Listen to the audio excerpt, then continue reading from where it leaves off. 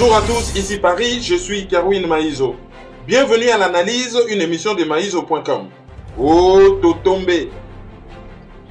Bonjour chers auditeurs et bienvenue dans l'analyse édition du 18 mai 2017. Au sommaire. Le 17 mai 1997, l'AFDEL prenait le pouvoir à Kinshasa. Le début de l'occupation militaire du pays par les proxys des Occidentaux. Évasion collective de la prison de Makala à Kinshasa. Et c'est notre page de divers qui va boucler cette édition. Bonjour Kerry. Bonjour à tous et surtout, merci pour votre fidélité à maïzo.com. Votre site www.maïzo.com, notre chaîne YouTube, c'est Kerwin Maïzo, abonnez-vous-y, c'est gratuit. Notre page Facebook, c'est Kerwin Maïzo le panafricain. Vous pouvez nous suivre aussi à travers les décodeurs CPLA TV, canal 199, ou sur www.hotd143.com, également sur www.africad143.com ou sur ccdp-rdc.com. Donc, un sujet na biso ya liboso. Et sa réflexion sur le 17 mai 1997. Et sa date moko oyo ba Congolais nyoso ba kanisaka à travers le monde. Pona ba misusu ba lobi eza date de libération. Pona ba misusu mususu pe ba lobi que eza date de libération te mais eza date ya début ya occupation militaire ya pays. Alors, tokosenga yo analyser date wana et puis ndenge nini batu bazomona ngo et puis signification vraiment oyo ya date wana ekokozala pona congolais zali. Avant de répondre à la question na yo, nalika na signalé événement moko esalami na Paris depuis lundi. Événement wana ezali a création ya association moko ya munene na kombo ya ACOGES. ACOGES ezali association de conseil et d'orientation juridique et administrative pour l'insertion soutenue. Adresse na bango ezali 65 rue des Trois Fontaneaux, 92 000 Nanterre. Alors, mail na bango ezali acoges@gmail.com. Téléphone 06 85 22 04 54 ou bien 06 21 90 40 02. ACOGES komami ACO JAIS. Alors, ezali association moko ya munene et bato bayebi maître Ngoto azali une des personnes oyo azali na projet wana. Alors, slogan na bango ezali en marche pour la réussite. Musala na bango nini? Tokolobela bino na français. L'association des conseils et d'orientation juridique et administrative pour l'insertion soutenue ACOGES ouvrira prochainement ses portes. C'est déjà fait. Alors, cette structure est destinée à vous accompagner dans toutes vos démarches juridiques, administratives et d'insertion au quotidien. Diverses formations vous seront proposées à cet effet, notamment l'apprentissage des langues. Que votre avenir et vos projets soient en Europe, en France ou dans le monde, nous sommes là pour vous accueillir afin que ceux-ci aboutissent à la réussite qu'ils méritent. C'est-à-dire, tant que comme membre de l'association wana, bazana ba bureau ya minene na Nanterre, bako salisa yo pona o s'insérer na société ozofanda, pona o s'intégrer. Soko yebi langue te bako tangisa yo. Soko lingo kende ko travailler na Europe, ozana besoin po yeba mwa ba langue misusu formation ezali wana. Mais soko po ozali na ba problème juridique, olingo créer société oyebi te ndenge nini il faut ça la ba juriste bazali wana bako aider yo. Mais ce qui peut lingi, oluka formation, mozo ye bato ko banda wapi, okosuka wapi, ezana bato oyo bako aider yo par rapport na ba besoin na yo et bako accompagner yo na formation wana. Et bako ki même ko aider yo par exemple ko inscrire mwana na université, ko réclamer ba droit na yo, bati misusu basala ka ba kotisaka. Tozana droit tant ozo sala na salaire na yo, o kotisaka pour na formation. Mais si on a une formation na musala balingi ko pesa yete, on dirait bazo pesa ye cadeau. Nzokande mbongo bakofuta pour na formation na ye et wuta kaka na salaire na ye po batu batanga ka ba bulletin de salaire te. A kotisaka na chômage, a kotisaka na sécurité sociale, a kotisaka pour na formation akotisaka mpona biloko ebele bato bayebaka te. Alors napesi bino numéro ya telefone, napesi bino kombo ya association. Événement munene salamaki kuna na bureau ya maître Ngoto na bâtiment wana, bato bayaki partout ya midele na midele. Et puis bato oyo bayaki bazalaki kaka ba congolais te, tozalaki na ba européen, ba africain, bato tobengaka bandibu. Donc ezali eloko oyo ya batu ebele. Musapi moko esokolaka elongi te, mais soki misapi ekomi ebele esokolaka pe kosala musala. Voilà. Donc oyo nyonso alingi azala en dehors te, a utiliser ba numéro ya téléphone. Somme tayoki yango bien te, toza na internet, otie kaka stop obandeli. Po na remarka mingi so lobi likambo kapena mutabengi alobi, olobaki yango na yokaki bien te siko eza nini. Non, toza na internet, otie na yo stop obandeli na yo. Et okoyoka ba coordonner nyonso ndenge to pesi. Longue vie et bonne chance na association ACOGES. Ezali ba association ebotami mikolo yo banda to komina président na biso ya jeune Emmanuel Macron. Donc ezali ba association ebotami mikolo ye bozomona politique na ye ezali politique moko très favorable na société civile. Botala kutu gouvernement na ye 22 ministres na vice-ministres. 11 hommes, pour ne pas dire 11 garçons, et 11 femmes, pour ne pas dire 11 filles. Pays na bango eza na ka bakata na budget, bazaka na 22 ministres, dont une bonne partie bauti na société civile. Tandis que biso, pays eza na ngo pauvre de chez pauvre, tozo kumba ka bakata na 59 ministres. Et Nakati, il a fait la part belle dans la société civile. D'où c'est l'occasion, bah Congolais, oyo, bazali awa na société civile, bah se faire remarquer. Donc, on a mis déjà dans ma Makamba Koges, na sali moi virgule mouke pour na gouvernement Macron. Les alliés occasion, bah Congolais, bah se faire remarquer par rapport na dossier wana. Et l'air bah nommé gouvernement. Élection Salami, bah installé président, très rapidement.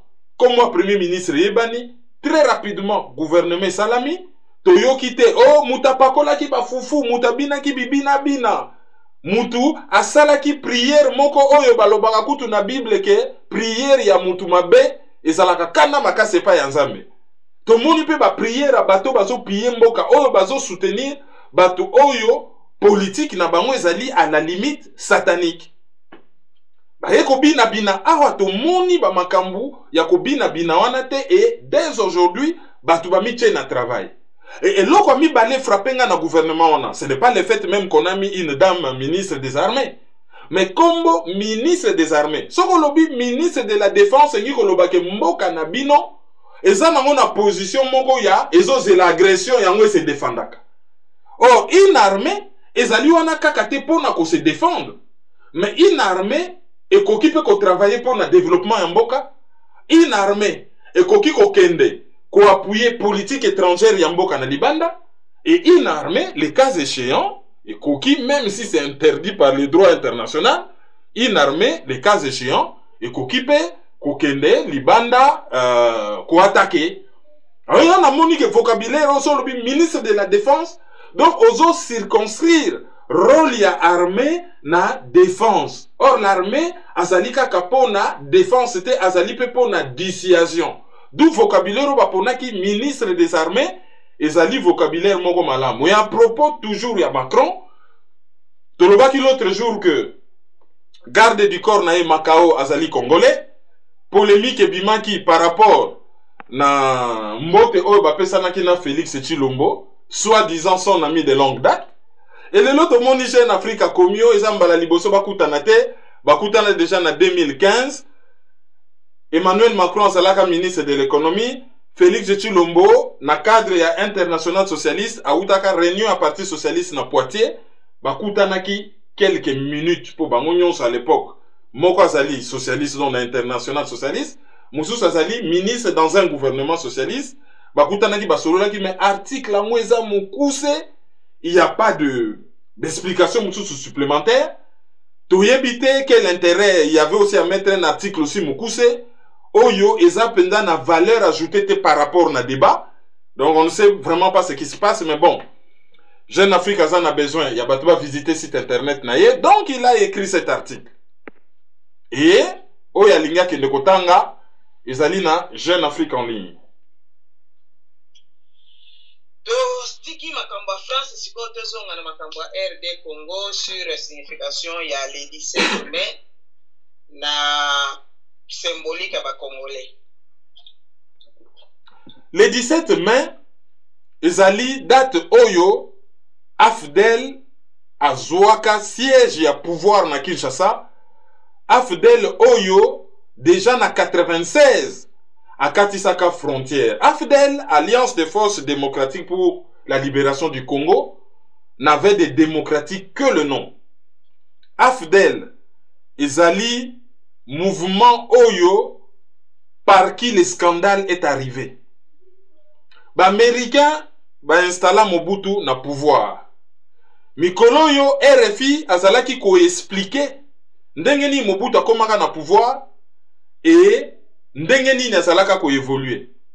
Na yokaki même l'autre fois un Français dire que c'était un piètre militaire. Expliquer makambo ebele. Et Mobutu le akomaki na pouvoir, akomaki ko sala politique ya batu oyo batiaki na pouvoir. Mais la grande question ezali le fait que les Occidentaux ont na pouvoir pour la mission Songolo Mpakala, est-ce que Epekisi Moutou a ça le minimum pour son peuple? Ça c'est la grande question. Parce que les Coréens du Sud, bazali sous la botte des États-Unis, mais ça ne les empêche pas d'avoir Samsung, d'avoir LG, d'avoir Hyundai, d'avoir Sangyong et d'avoir beaucoup d'autres choses. Donc, quelque part, Tango Mobutu aye na pouvoir, mabe kotaki. De 65 ti na 74 à peu près, makambozala ki ko marché parce qu'il a hérité qui na pays moko prospère. Mais tango sikoyo aye ko s'entourer, ezali décision ya mokonzi, ba ko exonérer ye pona yango te. Tango aye ko s'entourer na batu oyo, bazali incompétent. Tango a versé na dictature. Tango aye ko perdre vision, a garder kaka eloko moko, unité nationale, intégrité du territoire. Wana, ok. Mais oignon se tikali, économie, une grande vision sur le Congo, un pays prospère, un pays développé, oyo batbako vivre heureux. Cette vision-là a incarné qui angoti. Pourquoi? Parce que à côté de ça qui mboka na dictature et azalaki entouré na ba flatteur oyo bazalaki kolanda aveuglement politique na ye. Yango na to se retrouva ki na makambo ya violation grave des droits de l'homme et pays comme qui géré comme une boutique personnelle avec ba gabeji, c'est-à-dire ko bebi sambongo. Au lieu ko somba avion pour na Air Zaïre, azaki des fois ko préféré ko louer na ye Concorde pour na makambo na ye. Makambo par exemple yakotinda DC10 mobimbe ki no somba mwambuma oyo babengi melon awa na Bruxelles ezalaka ba biloko moko tokoki ko benga gabeji. Et pourtant au départ abandaki bien et azalaki na vision munene po na mboka. Et lokola armée et komaki négligé a privilégié ki mingi sécurité na ye au lieu à privilégier sécurité ya mboka. Tango a commis maladie, bato bachaki na pouvoir, lokola sa saleli bango, et que prochain na bango ezalaka toujours. Soki ba saleli yo, ba boaki yo neti Kleenex. Alors ba salini ni tango ba baye na bango ye barabi bon, to si to saleli ye, allez, ba boaka na poubelle, ba kamata mouchoir ya sika, ba banda ko salela. Yango wana ba créaki oyo Laurent Désiré Kabila abengaka conglomérat d'aventuriers. Et loko wane ezalaka ba Rwandais, ba Ougandais, ba Burundais, ba Érythréens, ba Éthiopiens, ba sali sangisa et bazalaki na besoin ya Congolais pour na andimisela ba Congolais et loko wana. Alors ba ke ko ramasser nani? Ba ke ko ramasser mutu oyo alaki déjà na caché ya opposant ya Mobutu. Bakamati nani? Bakamati Laurent Désiré Kabila. Je vous signale que contacta ki Tshisekedi, balobi est-ce que koki ko soit tête ya rébellion a lobi non, nga naza na politique ya non violence, na koki ko kamata tête ya mouvement wana te, donc Laurent Désiré Kabila andimi. Mais tango bazoya Ngandu Kasese oyo azalaki na projet militaire, oyo une fois na kin akokaki kozala na argument de poids pona ko gérer conglomérat ya aventurier nyonso oyo belike bazalaki ko accompagner bango, azalaki déjà éliminé na nzela. Yangona Laurent Désiré Kabila akatisi Congo, banda na Rwanda tina Kisangani, e banda na Kisangani tina Kinshasa. Kengo Wadondo asala nini? Kaka lokuta azana yewana azayine kokosa kosa, tokosala quelque chose, rien. Ba généraux oyo ya phase bakenda même na Angola, Mobutu atindi bango pa Savimbi, bakekuna bayebisi Savimbi balobi to beta na biso ba copie ya diamant. Mais batuni bango balobi est-ce que bozata na moi carte d'état-major total ni tokoki kosala, il y avait rien. C'est le Mutu Oyo azalaka compétent qui pouvait faire quelque chose, et Zalaka général Mayele. Or général Mayele azalaka déjà retourné. Donc à comment qui déjà ko bossé na ba Laurent Désiré Kabila sans comment on a danger aux. Donc dans tous les cas, ce qui Laurent Désiré Kabila akoma kanakin et que Mayele aza vivant, alinga ke éliminé pour Mayele akoma ki danger pour na pouvoir na. Mais lokola Mayele a éliminé qui était batu yaka Mobutu ba se venger pour na basalaka pacte de sang, ba lobby balobi ou maman Bobi la dawa alobela alobi donnant au trahir papa. Et qu'est-ce qui s'est passé?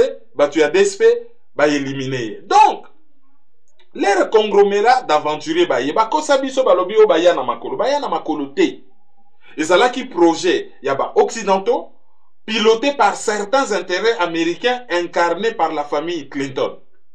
Et bango batu ba utilisaka les nouveaux soldats ya ba intérêt américain na Afrique centrale na de l'Est, ezali Museveni, et l'autre soldat c'est Paul Kagame formé à Fort Leavenworth na États-Unis. Mais ba utilisa kaka yete. Ba utilisa ki pe l'autre soldat ya ba américain na Afrique centrale na Austral, ezali Eduardo dos Santos na compte ya Angola. Et bango nyonso bazali chapeauté par patron na bango à l'époque ezalaka Nelson Mandela, autrement dit l'Afrique du Sud. Donc ba commanditaire basali projet, basi basaleli Mobutu ba décider ko benga na Mobutu. Alors lokola bango balingaka lisusu te komi bebisa maboko na makila, bakoma kotinda bati misusu basala musala pona bango, bake koluka ba sous-traitant o natangi Afrique du Sud, Angola, Rwanda, Burundi na Uganda. Et ba décider que ba exécutant ba kozala na kati po à l'époque déjà na pouvoir à Mobutu ba implanta qui déjà ba tebele oyo bazalaki prêt à ko trahir, et ba ONG zalaki déjà na Kinshasa bazalaki ko travailler pour le projet. Yango wana tango bakoti na Kinshasa batu babeleli libération le 17 mai 1997 na zalaka na hôtel Memling na équipe ya Radio France Internationale dirigée par Laurent Chaffard. Et on a déjà une semaine tozo expliqué na RFI na Sylvie Koma oya koma kosala lelo yo na Charlie Hebdo, tozo expliqué na émission Voyage en Afrique pourquoi batu bayinaka Mobutu ndenge wana. Ce jour là na lobaka na lobi batu wana baye batu bazo sepela, mais baye ba kesima na bango ezali ba Rwandais. Oyo ekoyela biso toyebite. Soki Laurent Désiré Kabila za mayele ayebake yeso kaye kokota na Kinshasa facilement ezali pona batu oyo pe basalaki musala ya kolembisa déjà dictature à Mobutu comme Etienne Tshisekedi wa Mulumba ameka koyokana na ye comme ça basala front ya ba Congolais et ba évoluer malamu bato bakoma ko beta tolo ya IDPS lelo époque wana bazalaka te et époque wana Ngbanda zalaki kozwa avion akende na Togo. Po bakoma koloba mingi lelo, heureusement nazaki na archive belé ya koyoka na bundani ti na retrouver archive wana et tokotinda yango na ba webmaster na biso et bokomona yango na maizo.com et bokoyoka yango na hot 243 pona batu oyo bayako créer faute d'argument mutu ya Ngbanda, comme si Ngbanda mutatinda biso une étude ou yé mutatangisa biso kosala analyse parce que batebele bakola na vie na bango fo bazala kaka baumbu ya batu, y compris baumbu mental, c'est-à-dire baza na liberté à réflexion seule te, il faut batu ba réfléchir na place na bango yango wana, soki ba moni mutazali autonome azo réfléchir ye moko, bango bakoki ko concevoir yango, il faut ba raisonner ka balobi te, il faut ezala kaka ya za mutu ya mutu. Mais babosa na kaka que il y a pas longtemps, tango tozalaki ko revendiquer la vérité des urnes, tozalaki ko benga contentieux électoral. Tozalaka te batu ya IDPS. Tozalaka ko sala ngope au nom ya libre arbitre. Oyo tozali na yango, ndenge tosalaka ngopo na IDPS, ndenge pe tozo sala yango lelo po na Congo, du moment que l'intérêt supérieur ya Congo ezali mise en jeu. Ça c'était juste une parenthèse. Donc bato na l'air bayaki na Congo, bayaki ko libérer biso te. Bayaki ko tia biso na boumbu. Batiaki biso na boumbu. Kaka bato ba mener guerre contre les Zaïre de l'époque. Kaka bango bato ba organisaki ba dialogue bidon. Donc likambo ya dialogue banda lelo te. Ba organisa ba dialogue bidon. Bo luka solution or bango ba yebaki na bango ke bo dialoguer na bino. Bo kende soki na utenika. Bo kende soki wapi bango basi bazui décision. Mutu basalela ki lokola mouchoir. Basi babimisi miyoyo, babwaki na poubelle, ba yebi ke quoi qu'il arrive, bazali na état de santé na ye, lokola biso tokenda ko se soigner kaka na poto, ba bongisa ba hôpital chez biso te bakenda na poto, ba médecin wana bazwaka ba santé na biso, allez, ba transmettre kango ba service na bango nyonso de telle sorte que soko komi mokonzi na mboka ya Afrique, ba yebi makila na weza ndenge nini, mayele na weza ndenge nini, libumu na weza ndenge nini, se ya pantalon na weza ndenge nini, olingaka nini, obela nini, oza na défaut nini, bayebi tout et oza na faiblesse vis-à-vis na batuana. No bayebaki na bango ke Mobutu akokufa. Mais ba memi batu ba dialogue ti suka baye kokotisa mutu na bango ti na Kinshasa. Mais surprise o mutu na bango bayaki na ye Laurent Désiré Kabila asalaki bango, ezali que tango bakomi na Kisangani. Imaginez-vous que mutu na no pouvoir tazali rebelle. Rébellion ezali infraction. Mais on a goûté ezalaki rébellion te, ezalaki agression. Ezali infraction grave na droit international. Malgré cela na Lubumbashi, baye ko signer ba contrat na mutu oyo azui pouvoir te. Ezali illégal. Ba contrat wana nde balobaka corruption na droit. Hein? Corruption ou faute et corrompaka tout. Tango bokei kosala faute ya munene ya ndenge wana ba contrat nyonso bo signer ke ezali corrompu. Ezali ba contrat ya malamu te, donc ba signer déjà ba contrat na Laurent Désiré Kabila. Ye bazuye simplement lokola mutu oyo azofongola nzela po ba congolais bandima ye, et ba yebaki déjà que à partir ya kini bakosala ye ku mutu mususu azo pouvoir, et ye pasali bango ku à partir à Lubumbashi a anticipé à se proclamer déjà président. Et Zoua Mouto bango ba préparer ki Bruguera o banga ki ba l'excella biso lokola congolais, et Zoua ye des cours na ndenge ya surprise. Et à l'époque tozalaki na un citoyen rwandais oyo ba présenter biso lokola congolais, James Kabarebe. Ayaka ona na kin, oh no bobenga kaye commandant James. Soki mutu ameki koloba kazali rwandais e yindi. Tango kaka bakomi na kin eloko liboso ba yibi nanu ba archive na biso nyonso, ba effacer biso mémoire. Ba kombo na biso ba piller ba archive, ba piller banque, ba piller ba véhicule, ba transférer ba bomengo na biso ebele, ba transférer ngo na Rwanda na Uganda. Et tango bakomi wana, ba kamati ba soldat o baza na formation, mais bazalaki démotivé. Parce que bazalaki mal payé, batili bango formation, balambeli bango biloko na baside na basavon, baki kokufa kuna lokola bandeke. Ezana ba image moko. James Kabarebe azoya na Goma. Batu nyonso basala na Afdel bayebi likambo wana. James Kabarebe azoya na Goma.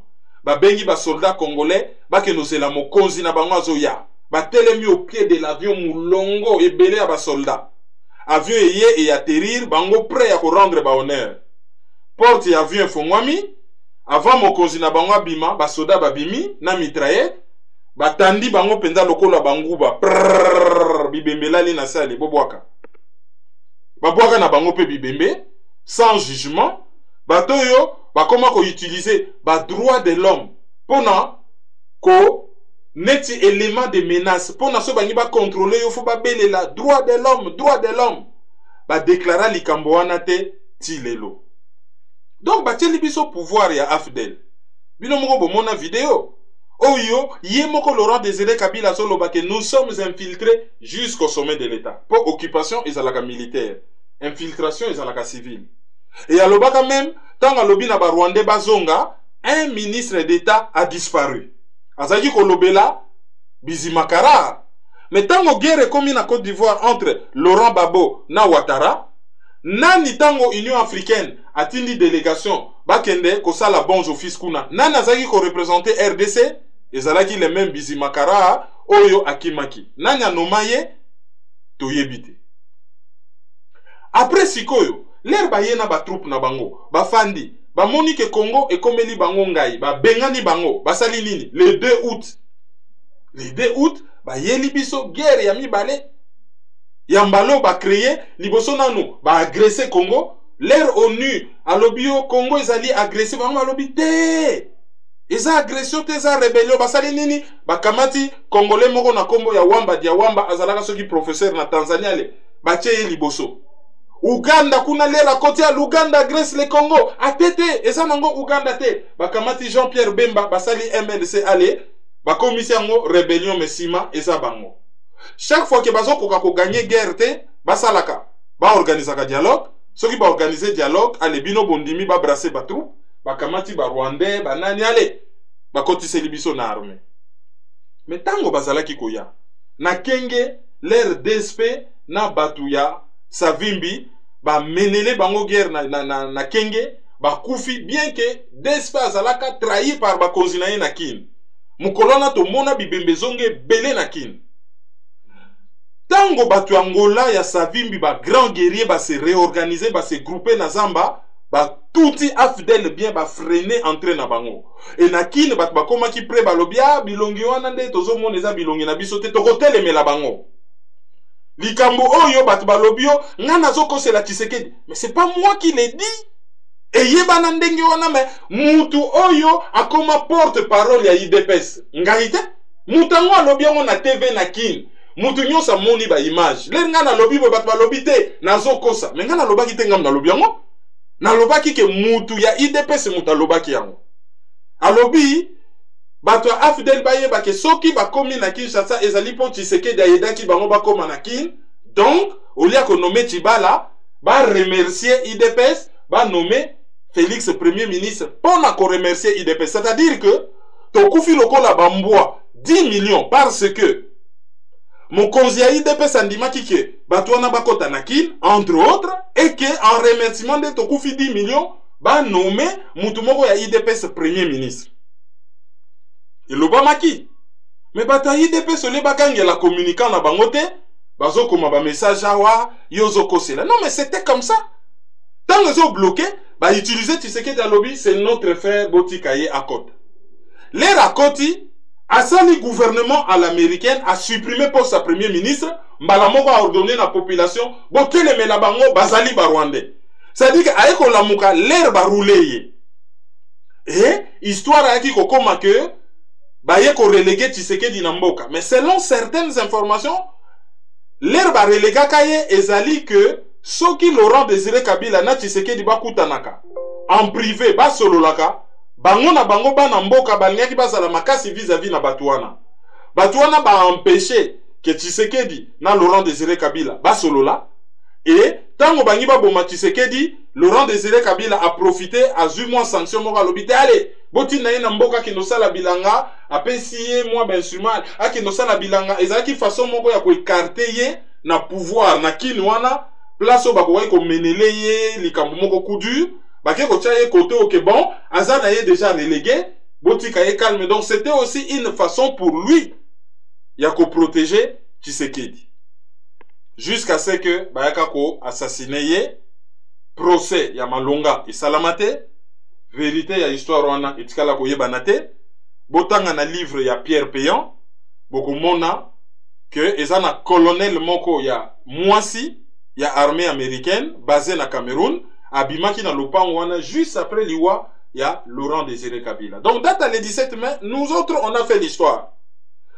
Na pesaka interview moko na en tout cas, les Nabandaka Koloba, qui représentait Mobutu pour nous dans le lobby, Azalaka Loko Lanzambe, et les autres, la Mouika Bo, Bomonika Kaneti, na Bible Bakomi, on Zamba Zali Sousouté. Nazalaki na nombre moko ba micro balobaka, Zamba ya ba micro, et les kaka na ba langue nyonso, bazali ko traduire, mais RFI a l'équisango 48 fois, c'est-à-dire toutes les 30 minutes, pendant 24 heures, et France Inter, Radio Nationale a l'équisango toute la journée, et ezalaka considéré comme les sons du jour. Oyo radio nyonso a utilisé qui pona ko illustrer shit ya Mobutu. Et pour ce qui est de l'image du jour, ezali camarade nango tozali ne awa na France, moi na classe na biso, azalaka pe délégué na biso na faculté ya droit, John Bricky. John Bricky a kamati drapeau ya Zaïre, a tumbi yango, lera tumbi yango ba journaliste ba ye e belé na ba caméra et ba bandi ko filmer symbole ya pouvoir ya Mobutu ezozika. Et journaliste ya BBC tango azo ya akangami na basinga ya kamera akwei. Tango akwei a telemi batu ba comprendre te a sauter a bomi moto na drapeau na batu ba lobi oh bomi moto po nani. A répondre en anglais lobi ça c'est l'image du jour. Soki na zangi image oyo ba longolinga na musala. Batu ba freine ba bandi kozela. A bongisi caméra basinga mbangu lera bongisi lokola bango balela makaya abimisi briquet na poche a zongisi moto na drapeau allez ba caméra nyo se redémarrer et ça aussi c'était l'image du jour. Mais ce jour là biso wa misusu tozalaka lucide to bandi ko sala une semaine avant to sala l'émission Voyage en Afrique jour wana to si to monaka déjà ma bendenge ezoya mabe oyo to monaka to imaginaka te que kokaki kozala na niveau yo et comme lelo. Lelo yo tozali wapi. Souveraineté nationale. Ça n'existe même plus. Indépendance ya mboka. Na kati ya ba chaussette. Sol bradé. Bakabi yango. Sous-sol pillé. Frontière olingi okoti ya ofele. Congolais chosifié. Congolaise violée, pouvoir politique illégitime, honneur ya Congolais bafoué, institution bateau et une vraie catastrophe. 20 ans ya parenthèse, 20 ans ya catastrophe. Mboke komina etamoko incroyable. 20 ans oyo to découvrir ce que c'est que la néocolonisation, la colonisation, l'occupation et l'infiltration. 20 ans oyo, to découvrir ce que c'est que le collaborationnisme. Bato to bengaka, ba collabo. 20 ans to découvrir que nous n'avions pas des hommes à la hauteur. Classe politique nabiso, ezali pourri, toxique et corrompu. 20 ans oyo to komona que deux fois, attitude, il y a colonisé, il y a esclave, il y a monde épais sakamakasi, et pas il y a colonisateur, et pas il y a oppresseur, et pas il y a esclavagiste. 20 ans oyo, toye komona l'image du Congolais. 20 ans oyo toye komona ce que représente cette ville de Kinshasa. Une vraie calamité. Na bamboka mususu la capitale eza mboko yo place batu ba telemelaka likambo. Mais biso toza capitale place yo distraction. Ndombolo. Bibina bina biyemba yemba bikumisa kumisa bibetela betela maboko. Biloba loba. 20 ans oyo lobby Congolais nyonso oyo digne de ce nom, tant azalaki ko méditer sur situation mboka, à se rendre compte que nous devons pleurer sur ce pays. Mais qu'on pleurer sur ce pays ne doit pas se limiter là. Tout ça a un devoir sacré. Sacré. Il y a qu'on réparer erreur wana. Sacré. Non seulement qu'on réparer erreur, il y a qu'on punir ba coupable. Bata Mobutu basala mabe, ba pinisa bango te, batika bango, baye kobina awa kolia na batu awa na Matonge na Château Rouge na Tottenham un peu partout ba vivre na bango à l'aise dans l'impunité basali nini bazongi lisusu ko entourer pouvoir ya bapaya bafandeli yango et ba continuer même mabe ndenge ba mesanaka. Pour quel résultat? Et bateau bazo sala mabe lelo bazali encouragé par ni ba l'épée de Damoclès na mutu na bango te rien ne les menace.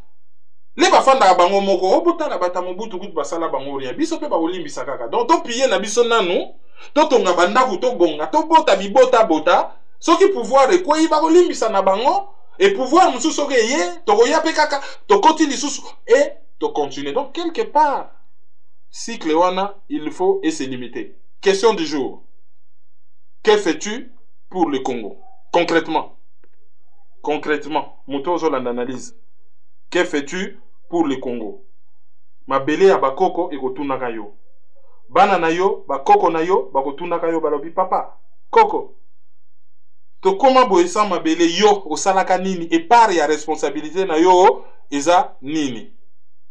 Bokota na ba forum bo réfléchir. Na le 17 yango toyokaki ke rassemblement il fallait signer gouvernement ya Kabila babengaki batu babima mais toyebi te aux dernières nouvelles soki batu babimaki te soki babimaki te eloko nini esalaki ke babima te.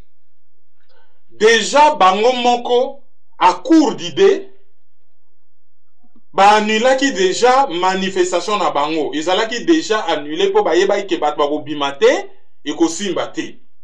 Pourquoi? Parce que raison bango bazaki kotinira batu babima ezalaki te ke batu babima ba libérer mboka ezalaki batu babima po bango ba politicien ba ko défendre pouvoir na bango oyo Kabila bubi bango ezalaki po na yango etango bayebi ke batu bakobima te bapesi d'abord raison liboso balobi o boya ko libérer siège ya IDPS mais tango sikoyo police a libéré na siège ya IDPS raison ezalaki lisusu te po bito baki boya ko libérer siège ya IDPS temple ya démocratie et loko ni na démocratique et salamaka na siège ya IDPS na yebite. Est-ce que kuna alternance ezalaka na parti wana ke bon ba changer ba dirigeant? Est-ce que na parti wana ba respectaka ba courant? Soki mutazui courant mususu est-ce que basalaka yete makambu ya allez auto-exclusion yo longwe? Est-ce que ezalaki vraiment temple ya démocratie? On ne sait pas. Donc l'air balongoli bango raison ya siège ya IDPS basalaki na bango sur na raison mususu te ba annulaki déjà manifestation na bango. D'autant plus que ba komi na bango kosala opposition na kati ya parlement moko illégitime na groupe parlementaire ya rassemblement. Ya on a bomonaki na prestation de serment ya gouvernement Bruno Tshibala ba wololaki ye na groupe parlementaire oyo ya rassemblement. Et tango ba wololi ce qui n'est pas normal, RTNC a kati. Tango RTNC a kati, allez, ba expulser, selon ce qui a été dit, difficile à vérifier, ba expulser qui bango na salle. Après, Bruno Tshibala a continué, ko prêter serment na ye ekoloba makamna. Et loko ya grave, na discours à Bruno Tshibala lobinini, a kosala tout, a kota na ye en conflit avec Joseph Kabila te. Mais premier ministre Azawana te pose en conflit. Pourquoi l'obaki yango? Mais Azalaki n'a eu conscient qu'il n'a aucun pouvoir. Autrement dit, a qui quoi avouer publiquement que Yena Kabila a ko obéir na ye loko la mouton. Oh, nyonso Kabila ko lobaye a ko obéir. Pour ce qu'Azalaki premier ministre Azali ko se considérer netia opposition entre guillemets. Angaka lobake bon, ezali gouvernement moko particulier. Kabila sali hors mandat. Biso opposition to ye ko organiser l'élection. Chaque fois que akotia biso ba bâton dans le roue na sens ya ko organiser l'élection noki to côté le melaye ya ko lobalobi te ya ko sala tout akota en conflit na Joseph Kabila te. Donc ezali nango déjà aveu. Après l'air botali ba ministre oyo bazali na ba bilan catastrophique. RCD a setaye na la part du lion. Na batu oyo ba abata avion mobima ya Ewabora ba abattre avion crime moko grave na droit international attentat contre un avion entre autres ya Ewabora muto a revendiqué attentat wana Ntambwe Mwamba ministre de la justice impunité totale Mais le 17 mai, on a mukolo ba congolais, il fallait que ba réfléchir. Comme par hasard. Événement moko, et ko kweya comme un cheveu dans la soupe. Et mbala moko sali que, ba tout na bango ba compte, te po ezala ki premier 17 mai oyo, ezo salama, tango ba institution déjà illégale, déjà illégitime, et kontaki nakati ya illégalité plus, c'est-à-dire, premier 17 mai oyo, Kabila na pouvoir azali hors mandat. Donc événement on a écoué comme un cheveu dans la soupe et mbala moko batu nyonso balandika ke événement on a babosani kotuna afdel ba compte bilan na bino eza nini boutaki wapi boyaki kosala nini na mboka na biso on leur a pas demandé de compte babeti kaka lisolo ya événement oyo ezali na titre oyo elandi. La transition na mbala moko tokoti na makambo ya évasion collective esalamaki na prison ya Makala. Ba cause proche nango ba cause lointaine nango eza nini et puis na bato ba bimi est-ce que ba assassin Laurent Désiré Kabila pe ba bimi. Bon, c'est un événement moko quand même assez spectaculaire au Salami na centre pénitentiaire de rééducation de Kinshasa Makala. Prison de Makala na Selemba. Événement, on est allé que prison, on est à la surpeuplée. Santa Sakakoun a à peu près 8000 personnes. Pour peut-être 3000 places, selon certaines sources. À peu près 8000. Journée allée 16 na Boutou. Vers 3h30 du matin, 4h30 à peu près, selon les médias. Bamisou Balobi 3h30, Bamisou Balobi 4h30. Prison, on est allé attaqué par Batoubalati Bilamba ya Rouge na Moutou. Et ba incendier ba véhicule, ba casser ba porte et ba tout ba bimi. Bilan oyo et pesami lelo na RFI na Moïse c'est à peu près 4700 personnes oyo ba tout la Mwizi ya Zaza. O ba kimaki. Il y a eu quelques morts et tango ba tout ba kimi mutu moko pe azalaka prisonnier à Limwe. Ezali mutu oyo ayebani na non na ye ya bokonzi ya ne mwana nsemi akimi et gouvernement a lobby que ezali batu ya ne mwana nsemi nde batu ba attaquer prison pour ba libérer mutu na bango. Mais selon ba journaliste mususu na kin ba lobby la plupart ya batu oyo ba bomaki o ba koselaki bango ou ba accusaki bango ke ba boma Laurent Désiré Kabila batikalaki et le nom qui a été cité ezali Combo ya Edi Kapend. Alors, qu'est-ce qui se passe par rapport à cela? D'abord, première des choses, il faut tomber tout la question à qui profitent les crimes. Le fait au batu bakimi, à part que ba criminel wana bakimi, à part que ba innocent fait monsieur basana bango kuna sans jugement, basana ko violer ba loi na bango, à part bango, crime wana sur le plan politique et koki ko bénéficier na nani. Alors, nako banda réflexion à liboso, ezali que batu nyonso bazali gêné. Que journée à le 17 wana ba congolais ba réfléchir, ba méditer, ba se poser ba question. Batouana événement on est kweleli bango comme un pain béni pour jour wana ba betaika masolo ya évasion spectaculaire na prison ya Makala, ba radio nyonso ba koma ikaka kuna, ba lobaki susu masolo ya agression ya Congote par l'AFDEL. Wana eloko ya liboso. Yami balé nako emprunter réflexion. Il y a Hubert Leclerc, Oyo Azali journaliste dans la Libre Belgique Afrique. Na titre Ne Mwanasemi marionnette du pouvoir. Point d'interrogation à lobby boy. A lobby soki botali évasion ya Ne Mwanasemi, ils ont suscité ba question belé. Comment expliquer que Cour suprême de justice et assigné ne mwanasemi à résidence, c'est-à-dire que à kokota bolo côté mais il faut azalananda kunaye akobimate. Comment expliquer que mutu oyo Cour suprême de justice est assigné en résidence à se retrouver na prison? Première question. Mais ndenge abimi eloko koki kosala mezali ke akokima na ba Congo et pouvoir à se servir na raison na loba que azo lukaye na ba Congo et akende ko mener souka na guerre na ba Congo et a massacrer batu na ba Congo. Déjà ce que komi o babilamba ya rouge ne longi neti batu o bazo benga ya kamwina sapo batu bazo mona déjà direction et journaliste on a sali parallèle na Gédéon Kyungu. Alors bi Gédéon Kyungu ezalaka kakabo.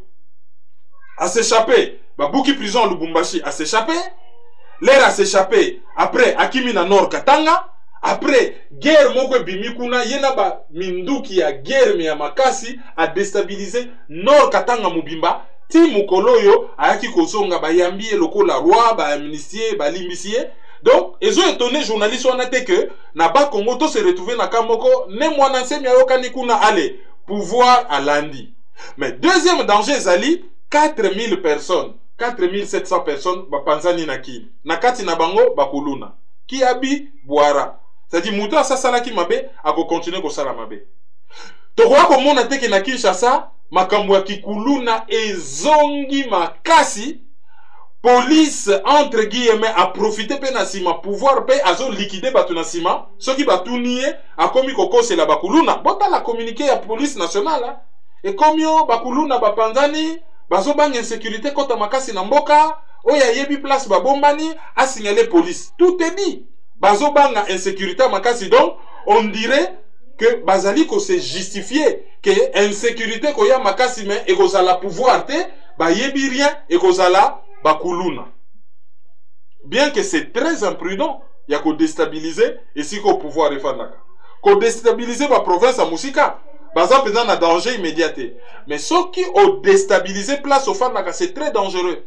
Lobby nazali ko soloana munganga moko, après c'est un exemple à lobby, au moni mobile ya mobulu. Et ça la gamala moi que nous sommes mobulu ne Moussika. Et ko zana ba quartier à Moussika. Mais ce qui mobile ya mobulu azali locataire.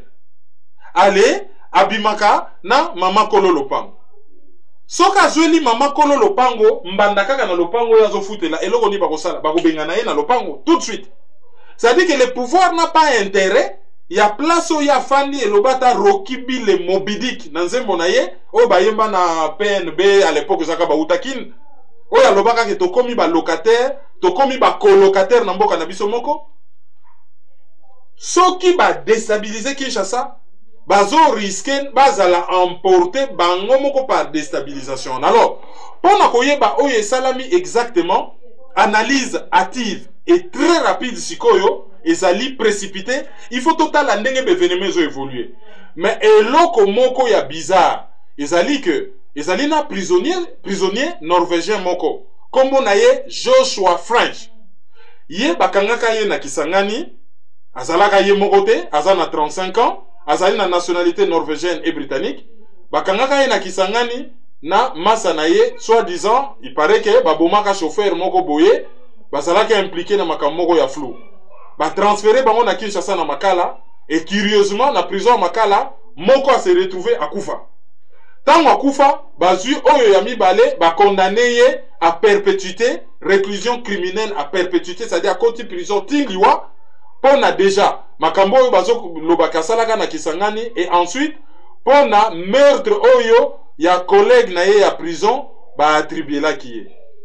Alors eloko ya bizarre oyo et salami ezali nini o babomaki ya mibale komo na ye Joslov voilà Joslov voilà Moland et yende babomaki oyo tikalaka na prison Norvège a senga ye bapesaka ye te curieusement avant ba attaquer prison na pourquoi ba ke ko négocier kuna na présidence na 10 heures ba signer soki contrat nini ba signaki ba libérer ye tango ba libérer ye ake ko zwa jet na aéroport ya Ndolo a se retrouver na mboka na ye na Norvège ba hospitaliser ye po azalaki incarcéré na ba condition ya makasi l'air ba hospitaliser ye événement et salami na butu bien que ba presse norvégienne ezoloba ke ye ba bimisa ki est déjà avant l'événement et salami na butu ba dimiso bazoloba ke ba événement et salama ki ba bimisi ye mais ba bimisa ki est déjà avant.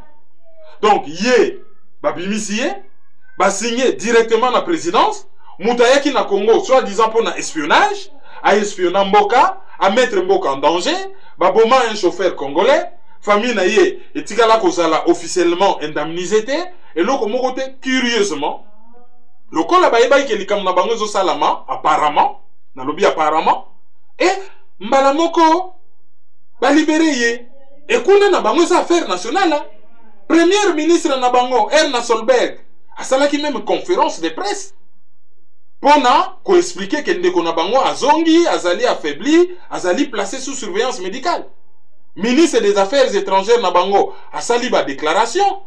Hein? Comme on a écouté ça la Borge Brande. Alobi ke ba transféré na Norvège pour raison humanitaire. A bénéficié qui na mesure de grâce et Norvège a versé qui compensation financière na RDCT.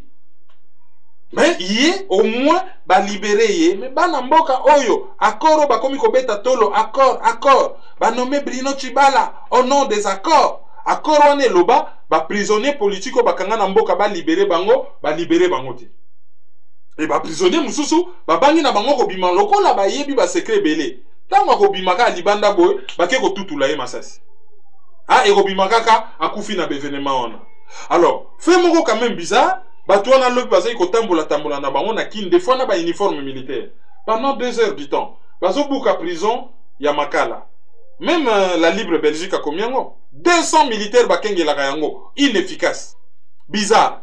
Quand kokoleza musikate ba yaki na bango koko mate. Pourquoi? Opération ezali montée par qui? Yango na la Libre Belgique a posé question ne mwanansemi azali associé à pouvoir. C'est ça la grande question on va se poser. Azali associé à pouvoir. Alors, lobby, batu na ba quartier mingi, comment iko banga balobi, bakuluna bazongi na quartier awa, eko yinde la biso. Bakuluna bazongi na quartier, eko yinde la biso. Bon, oyo, ayebi place bazali, a désigné bango. Batu na ba panzani, bakimi à gauche et à droite. So bazali na besoin qu'on récupérer une bonne partie lobby, bangaki ba récupérer bango. Et fait encore grave. Ba journaliste congolais à TV5 ba kenaki reportage ba tabasser bango copieusement ba botoli bango ba caméra et ba soubeli bango bango ba ina bango ko sala musala ko rendre information. Bon ce que ça bateau yo information ko gêner oui ce que ça li ba journaliste oyo officiellement ba sala ka opposition mais en réalité ba liaka na pouvoir pour to yebi bango to yebi pesika balé laka bango bako kende na prison librement. Bata TV5 pe bayaki kaka na caméra et souke li bango souka na frappe. Ba boake li bango masuba. Ezaki Francine Mukoko et 2 autres bazali ba congolais basala na TV5 et même jusqu'à lelo na 14h30 ba zongi saki dans ba matériel na bango te selon Radio France Internationale. Donc événement on a ezali suspect, ezali flou. Il faut que zela moi ba jouer les cas. Bato ba komi déjà na fanatisme akokumisa ne mwanansemi babosa na te akotaki boloko pona makamba kongo te akotaki boloko pona yena Papi Mantezolo bazalaki ko welela pouvoir ya sengi pouvoir bapesi Papi Mantezolo et Papi Mantezolo alekeli ye tango alekeli ye na kanda l'air Kabila kosiye ayeko loba vérité oyo Tshisekedi asa loba oyo bato nyonso balobaka oyo Nganda sa loba oyo batebele balobaka que kombo ya mutu oyo babengaka Joseph Kabila kombo na ye Hippolyte Kanambe azalaka chauffeur de taxi et que azali d'origine rwandaise oyo pe menda wangana te po menda lobi non bazali ko luka bango na Mobutu yango na bachangeaki bango bakombo batiaki bango kombo ya Hippolyte Kanambe wana ezaki explication ya mende chauffeur de taxi po nangeza nango insulte te ngakutu soko uti chauffeur de taxi vendeur de pizza tout ça au mati ezali kutu lokumu ko osali souka na progression pona koyebisa batuke rien n'est impossible bozala na devise sky is the limit okoki kobanda kokomba balabala osuki président soko za na ba compétence Lula azalaka na ye syndicaliste akomi président Lech Walesa azalaka na ye je crois soudeur kuna et puis syndicaliste na ba chantier naval ya Gdansk akiko koma président soko zui Maduro azalaki chauffeur de bus a commis président. Donc bati faut pas rêver kofinga taxi ça sert à rien, ce n'est pas vraiment important. Il faut qu'on juge Batou par rapport à la loi déjà et par rapport à leurs compétences. Ça c'était juste une parenthèse que je voulais faire. Mais likambo oyo ya prison ya Makala Batou bati kana no fanatisme ba réfléchir à froid toti kana no mikole le katotala allure kokende tokoyeba est-ce que ezalaki une action spectaculaire oyo salami na kine que pouvoir azo maîtriser et dépasser bango auquel cas et qu'on annonçait déjà le début de la fin à pouvoir wana ou ezali manipulation à pouvoir ce que ezali manipulation à pouvoir pour quel intérêt et qu'on a la réussite ou pas Ça aussi, ce sont des questions que nous sommes en droit de nous poser. Donc, la question reste ouverte. Na page Nabiso, il y a divers, les groupes de contact pour les Grands Lacs s'est réunis à Washington DC pour parler du Congo, mais sans les Congolais. Groupe de contact pour la région à Grand Lac, Oyo, Basalamwa groupe Moko réuni Sakaba pays occidentaux, dans certains pays à Grand Lac pour Naba Lobelaka, principalement insécurité dans la région à Grand Lac, surtout dans Congo. Alors Basalaki les 15, sauf erreur de ma part, mais en tout cas, na début, il y a semaine, il y a fait une semaine passée, Basalaki réunion Moko ya Mounene na Washington. Et réunissaki États-Unis, Grande-Bretagne, Allemagne, France, Norvège, Suède, Danemark, représentant à l'Union européenne, représentant à l'Union africaine, et à région où Afrique, et là qui représentait par un seul pays, l'Angola. Ce qui est très bizarre. Et quand on a beta masolo, il y a Burundi na Congo pour l'insécurité za namboka wana, ba bengi ni ba Burundais, ni ba Congolais. Ba bengi kaka Angola, qui est représenté par ministre angolais à affaires étrangères. Et d'ailleurs, agence de rendre information publique ezali Angop, agence de presse et Angola, oyo ba utiliser qui ba note ya ministère ya affaires étrangères na bango pour ba rendre public cette information. Donc ba keko beta masolo ya Congo na sima ya Mukongo ya ba Congolais, il y avait personne. Alors tous au pouvoir ezali légitime. Est-ce que na niveau ya société civile il y avait personne? Déjà, bato ba mi benga ka ba opposant ba invita ki bango te pour ba yebi ke basa ba opposant te ba yebi bango. Mais au niveau de la société civile, ils n'ont invité personne et ba kei ko solola na pays na biso, c'est comme si ba kenaki ko pesa Angola ba ordre à agir na pays na biso. Et comme par hasard botala Angola bien. Angola a commis ko loba déjà que ya lembi ba réfugié Congo a trouvé solution à la dialogue qu'on n'est pas naïe, a trouvé une solution dans Makamunaï par le dialogue, ce qui était Angola à quoi intervenir. Ah bon?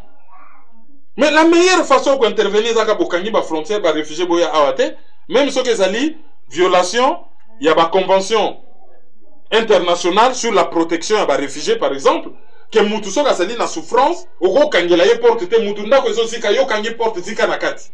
Ils allaient interdit par la loi. Mais à la rigueur, ou bah recevoir, ou ceux qui monde que moyen va recevoir, bah sengi au commissariat des Nations Unies pour les réfugiés, bah y a quoi assister Batouana et bah trouver solution que Batouana va déstabiliser Bangote. Pour Congo ça ranango état terre. Na Congo, ceux qui va pays voisin baza na problème, boki na Congo. Bangolais ba kimaka na Congo belé, baza na njili belé, baza na ba Congo belé, ba kimaka belé. Ba Rwandais kutu ba pekisa bangote balobi pour des raisons économiques so lingi na yo voyager au Kenya na Congo t'installer au respecter ba loi ko t'installer mais oyo bat bazo bima toute une communauté en masse ba ko revendiquer na mabele na ba terre na ba bétail ba romi ko benga na ba kolo mabele ba autochtone bokendo kotanga na ba site belé ba bene Lubero online ba site belé bon mona catastrophe ezali na Kivu catastrophe ezali na Uvira. C'est intenable, c'est incroyable. Bazo massacré, bazo tumba bat. Na yikutu, famille moko bazayi ko luka ko yeba, ndenge nini docteur oyo autai ko kufa dernièrement gynécologue, ndenge nini akufaka. Mais famille on a bauti ko massacré bango famille mobimba. C'est une vraie catastrophe. Mais le Congo, azana droit ko kanga frontière te. Congo fongola ba frontière. Angola aringa se servi na likamwana comme prétexte que bazo uta kasai bazo kota kune belé yé a mené action. Oto yebi projet Angola par rapport na syndicat Dokolo balingi ba kozala lisusu ba nouveau faiseur de roi. Mais basala la biso na no bilan. Bana bango po Laurent Désiré Kabila na kina kota kana ngona ba Rwandais te. Ezalaka armée angolaise mutezwaka bango banda kenge tikini. Et bango pe bato ba assuraka sécurité na ye contrairement à ce que les gens pensaient. Jusqu'à ce que Bayeko se retire il n'y a pas longtemps. Basala na nos bilans.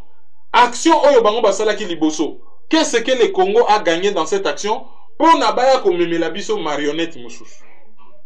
Pétrole ya ba Congo ba exploiter kango pour quel compte? Et cette fois-ci ceux qui ba yeli biso marionnette mususu contre volonté ya ba Congolais. Ba ko luka ba exploiter lisusu nini? Pour déjà mabele na kayemba bazwaka o wana za lifuti na bango par rapport na oyo elekaka kala. eza lifuti na bango. Parce que tango bakoya, est-ce que kozala pour na intérêt supérieur ya peuple congolais ou par rapport na continuité ya ba intérêt oyo ezosala que depuis 20 ans, il y a un certain nombre de pays voisins oyo ezali ko s'enrichir par rapport na Congo.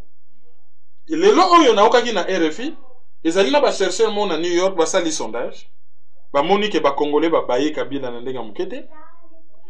Pourcentage ya bato ba répondaki ke ba baye Kabila eza munene. Mais bato ebele bandimi na bango glissement. Nombre ya bato bazako condamné penda glissement bazalaki mingi te. Et ba prétendre que la plupart ya ba congolais bazali ko soutenir dialogue ya centre interdiocésain. Bon, waneza bango bato balobi et pire, babakisi balobi 88% ya ba congolais bazali pour Moïse Katumbi comme président et que yé mutu azali mutu bango bazo placer vraiment en tête pour na ko remplacer Joseph Kabila. To yebi ndenge ba fabrika ba sondage wana. Moïse Katumbi afuta de cabinet lobbying na New York. Bango nde bazo contacter presse. Bango nde ba décréter opposant numéro 1 ya Kabila. To yebite sur base de quels critères azalaki opposant par rapport à quelles élections. Soko za na famille politique a motu olongwe mbala moko komi opposant par rapport à quel acte. To yebite ba critères na bango eza nini. Et sondage wana na yokaki yango na RFI vraiment totikeli bino forum bino pe bosala oya bino sondage même soki ko répondre na ba normes scientifiques te bon ba pesi biso quand même te échantillon ezalaki nini ezalaki période nini basalaki yango wapi libanda to ça vraiment na ba données nyonso te statistique oyo ekoki ko permettre biso to raisonner soki sondage wana ezali fiable ou pas.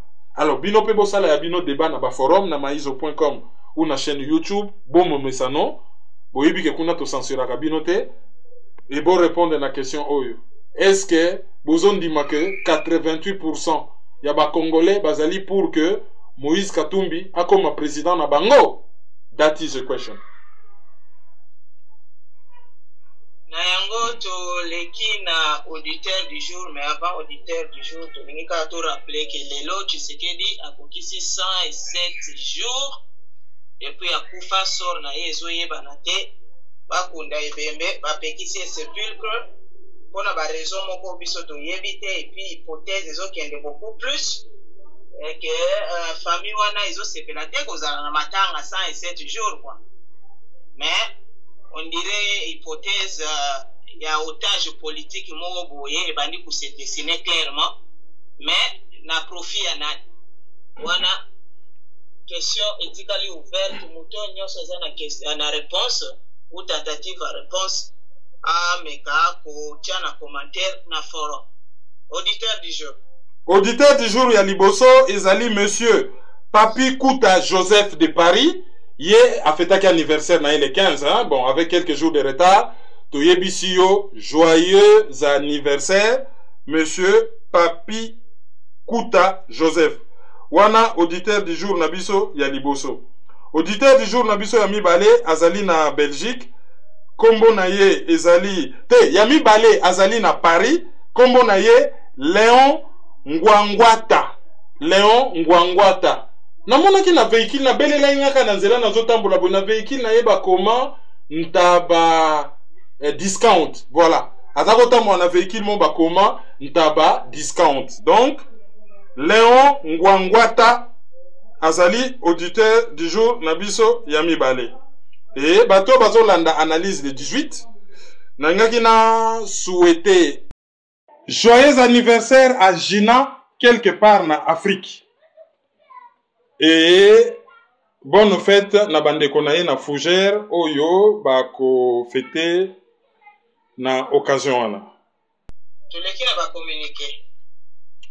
Communiquer ezali kaka ke lokola tokomi kopusana na weekend tokotiela bino mwa bémission ebele misusu na weekend mpona koenrichir site donc bo partager site bo partager ba vidéo bo partager bémission et bo hésiter te kobenga na 0033 758 469 414 ezali lika mobile ya France mpona ba oyo balingi kocharge ngo na unité et PayPal na biso ezali maizo@hotmail.com. Pona bato bangi baye ba nini Christian Malanga zo sala ba se contenter na ba vidéo biso to kendaki to che caméra ye a lobby bino moko bomoni bilili azali ne ko visiter société moko ya protection ya ba société à sécurité ça dire yo ba formaka ba garder di ko bato yo bazali na domaine ya kobatela neti ba VIP na Suisse ezali société SAS et ba image bomonaki yango donc les tozali kotala ezalaki ba revolver donc alobaki na yete na ba image wana ke ya zuba minduki abandi ko attaquer Congo kaka lobby pona bato ba benga ebele ndenge ba bengi y compris na kin mais bino bokanisi ke so Christian Malanga zo préparer coup d'état ko yebisa biso et ata soka yebisi biso toko ya awa na analyse na vidéo allez bazo préparer coup d'état et ko sala mokolo boye to ekoloba. Donc question na bato bazo tuna nango mingi ezali nango question moko superflu toza na réponse nango te ata soki pe tozalaki nango tolingaki topesa yango te na yango tosuki awa pona mokolo ya lelo. Au revoir. Au revoir.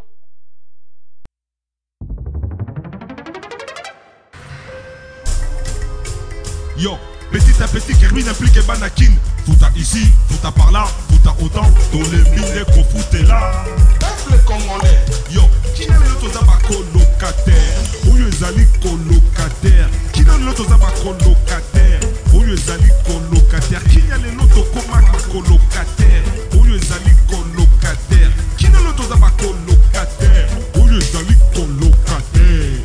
Donc c'est soutenir. Il faut donc lutter pour une nouvelle société. Mais pour la lutter, il faut que ça ait arme, il y a vérité, il y a justice. Tontika le puta, tontika l'hypocrisie.